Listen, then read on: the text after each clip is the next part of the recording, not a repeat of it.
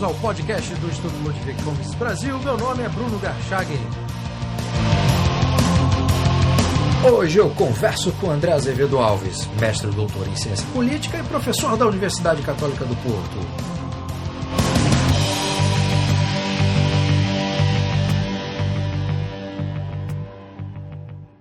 Seja muito bem-vindo, André. Obrigado, Bruno. Anteontem, na quarta-feira, você iniciou o curso online no site do Instituto Mises Brasil, Liberalismo e Democracia no Pensamento de Mises, Hayek, Rothbard e Hoppe. Um dos objetivos do curso é apresentar uma visão panorâmica a respeito das concepções de liberalismo e democracia desses quatro autores.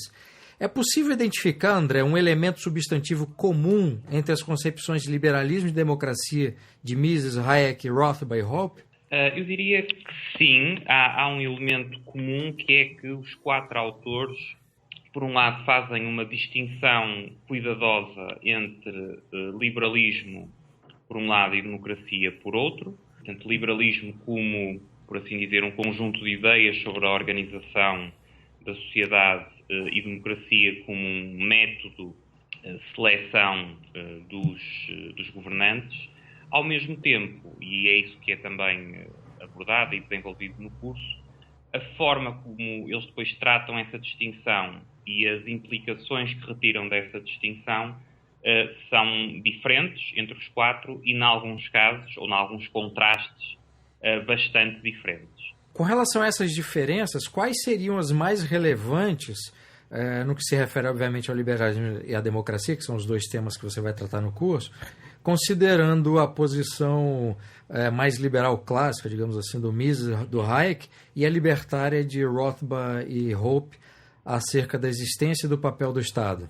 Essa é não é única, mas é uma das clivagens, ou seja, entre uma posição mais próxima em termos políticos do liberalismo clássico, quer de Mises, quer de Hayek, e por outro lado uma posição que poderíamos chamar mais libertária ou anarcocapitalista de Rothbard e de Hoppe. Eu diria que entre os quatro autores, e talvez até surpreendentemente para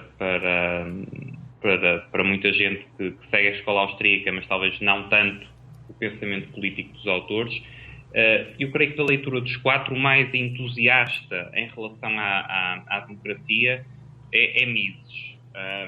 Há várias passagens, isso é também tratado e analisado no curso, há várias passagens em que, por exemplo, Mises vai bastante mais longe do que Hayek, no ponto, ou até ao ponto em que vê, por exemplo, votações democráticas, plebiscitos, como solução para problemas da ação coletiva.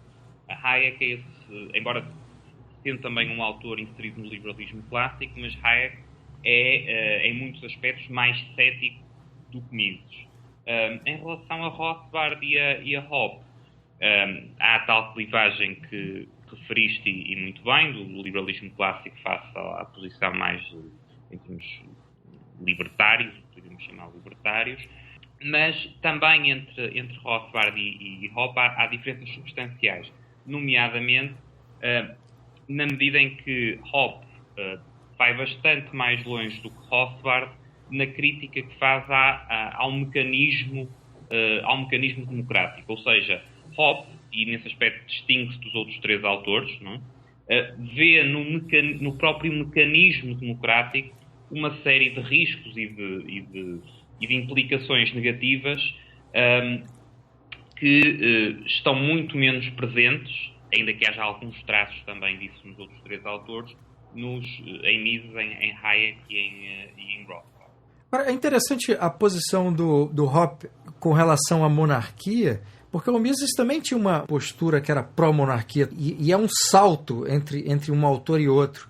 Você também trata disso no curso, André? Sim, tratamos, nomeadamente a posição em relação à monarquia é mais saliente em Hoppe.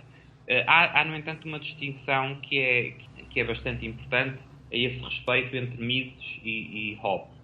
É que Mises é, regra geral, bastante crítico face ao antigo regime, ao ancien regime.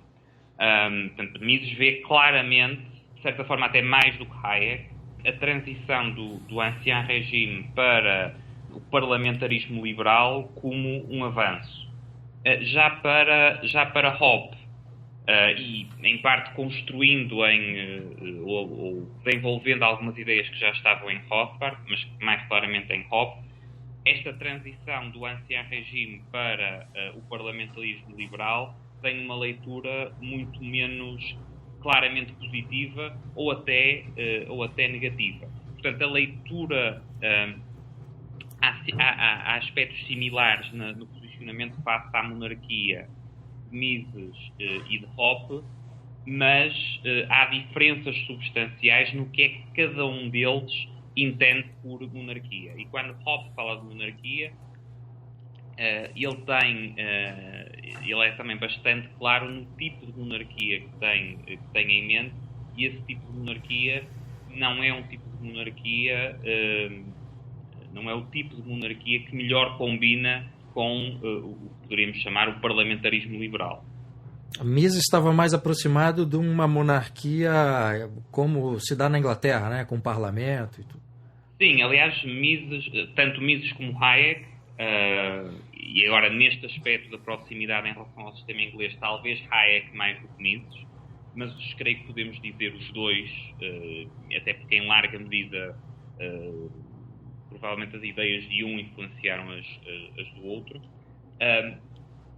Há uma clara visão, enfim, não é totalmente positiva, mas face aos sistemas existentes, há uma visão maioritariamente positiva face ao parlamentarismo britânico, tal como ele, enfim, com todos os seus defeitos, mas tal como ele se desenvolveu,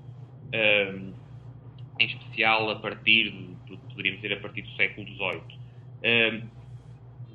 Em Rothbard, mais ainda em Hoppe, a análise que é feita do parlamentarismo em geral, da democracia em geral, pelas tais razões que indiquei há pouco e que, como disse, são também exploradas mais em detalhe no curso. Para Hoppe, a leitura negativa que ele faz do próprio mecanismo democrático leva a que, enfim, logicamente, depois a avaliação que é feita dos vários sistemas parlamentares, incluindo o inglês, seja bastante menos favorável. No caso do Mises e do Hayek, André, que viveram um período crucial e muito importante na Europa, quer dizer, a ascensão de regimes fascistas, questão do nazismo, de que forma que esses eventos políticos que o Mises e o Hayek viveram na pele influenciaram a perspectiva que eles tinham com relação ao papel do Estado, a própria existência do Estado? Você também trata disso no curso ou isso é um pano de fundo daquilo que você vai tratar? Isso é mais um pano de fundo, mas eu diria que influenciou de forma diferente. Para Mises, isso é especialmente visível no trabalho de Mises pós a sua mudança para os Estados Unidos. A Guerra Fria entre os Estados Unidos e a União Soviética tem um grande impacto. Aliás, por exemplo, a posição de Mises sobre o serviço militar obrigatório creio, é um bom exemplo disso. Mises, especialmente no contexto dos Estados Unidos e no contexto da Guerra Fria, acaba por assumir posições por via do alinhamento natural, perfeitamente, enfim, até expectável, obviamente com o lado dos Estados Unidos, provavelmente influenciou substancialmente algumas das concessões de Mises, nomeadamente, por exemplo, sobre as obrigações dos cidadãos em termos de defesa militar. No caso de Hayek, eu creio que as influências mais significativas de todo esse contexto podem ser mais localizadas no grande avanço ou no grande progresso que tiveram as ideias da social-democracia no pós-Segunda Guerra Mundial e que foi algo que Hayek, basicamente, logo a partir de 1943, 1944, com o caminho para a servidão, tenta ir respondendo, a que vai adaptando o seu próprio pensamento político e que leva a que, por exemplo, um dos livros de referência de Hayek, que é a Constituição da Liberdade, a Constitution of Liberty, seja um livro que, em especial na sua terceira parte, tem um conjunto de, poderíamos hoje ver como cedências a posições da social-democracia muito substancial. Quer no caso de Mises, quer no caso de Hayek, e com estes dois exemplos muito breves, creio que estas posições, em parte, totalmente não totalmente, podem ser explicadas precisamente pelo contexto do tempo em que viveram.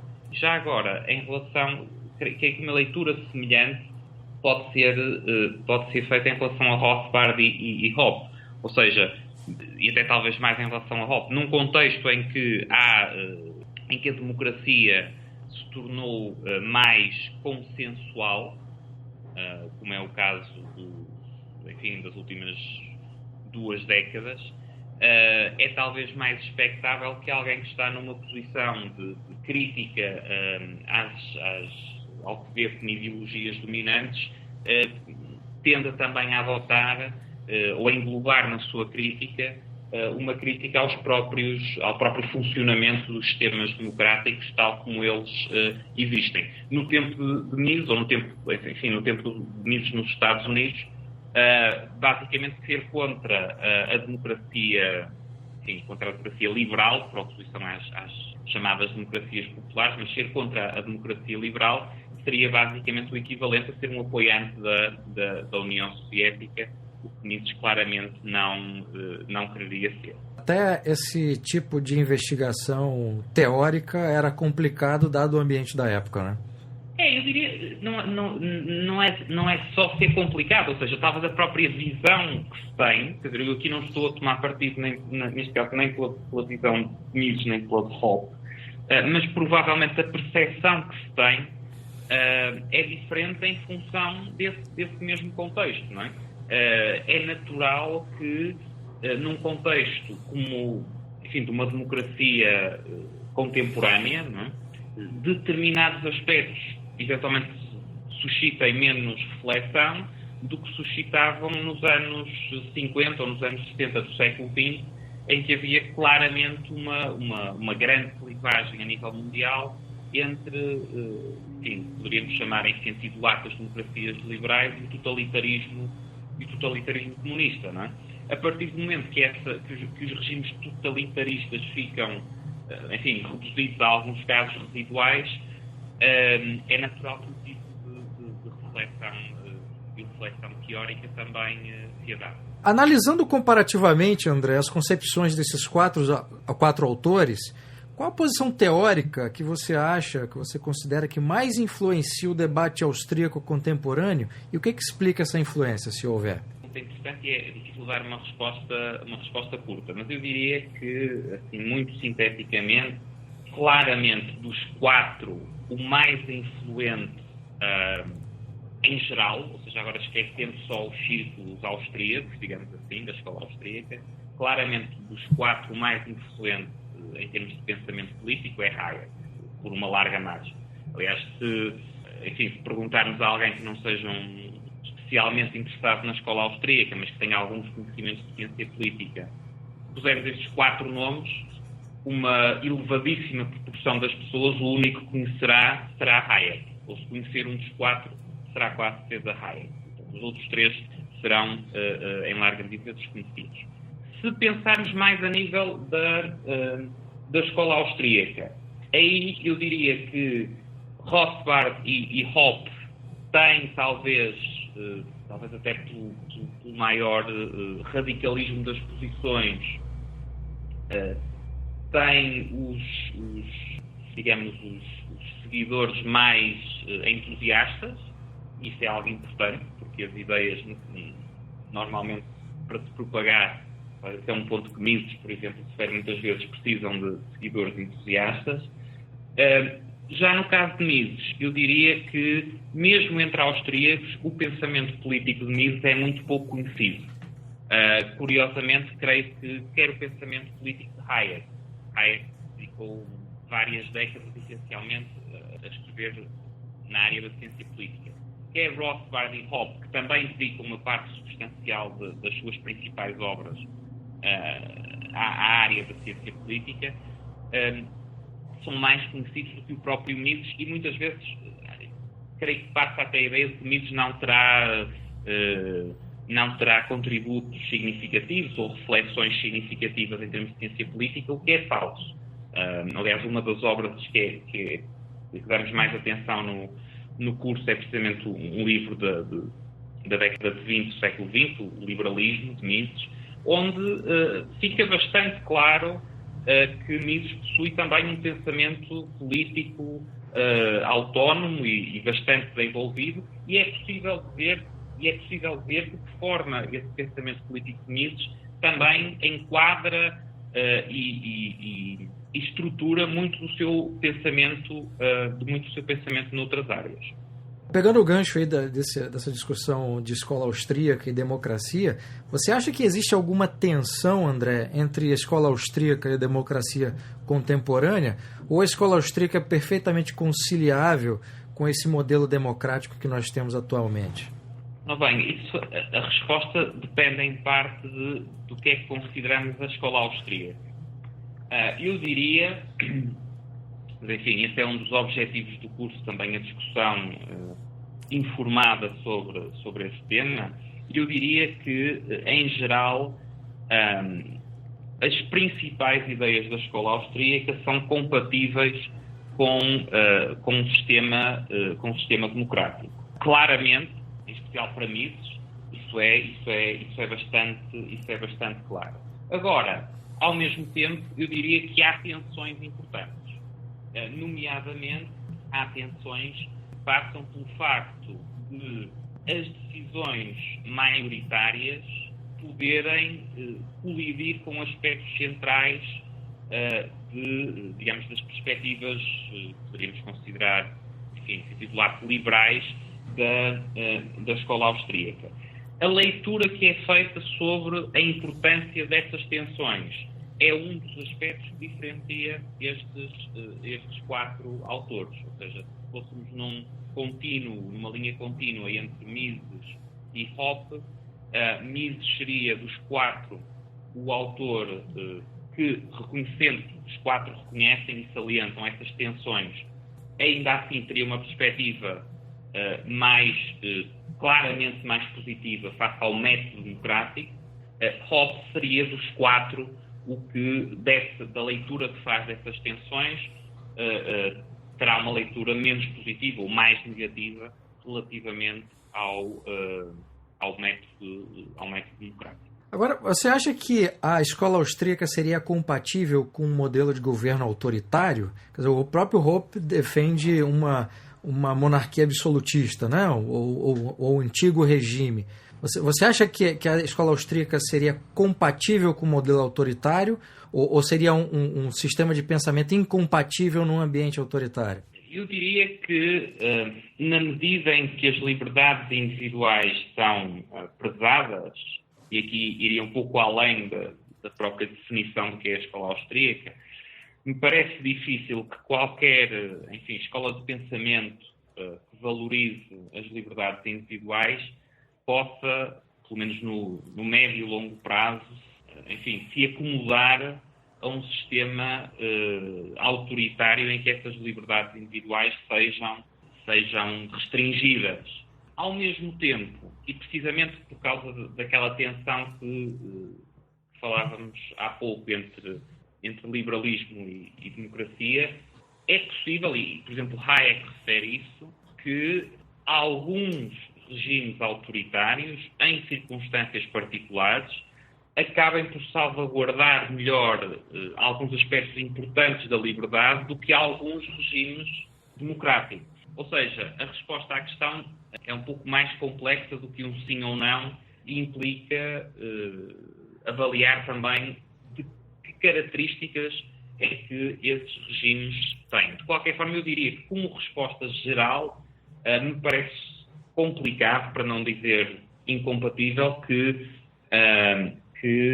possa haver essa coexistência. Já agora, sobre Hoppe, e também é um aspecto importante, Hoppe não é propriamente um defensor da monarquia absoluta. Ele encara a monarquia absoluta como preferível ao modo de funcionamento dos sistemas democráticos, tal como, ou pelo menos alguns sistemas democráticos, tal como vieram se desenvolvendo, mas, enfim, o regime ideal de Hoppe não é um nem o outro. Eu também tenho cuidado de deixar isso bastante claro. Foi ótimo você fazer esse enquadramento, porque na minha pergunta eu acabei não esclarecendo essa contraposição que ele faz, né, entre regime democrático e a monarquia absolutista. Bom, de qualquer forma, essas questões vão ser todas discutidas no curso, né, André? Exato. André, muitíssimo obrigado pela entrevista, parabéns pela ideia do curso. Obrigado, Bruno. Obrigado.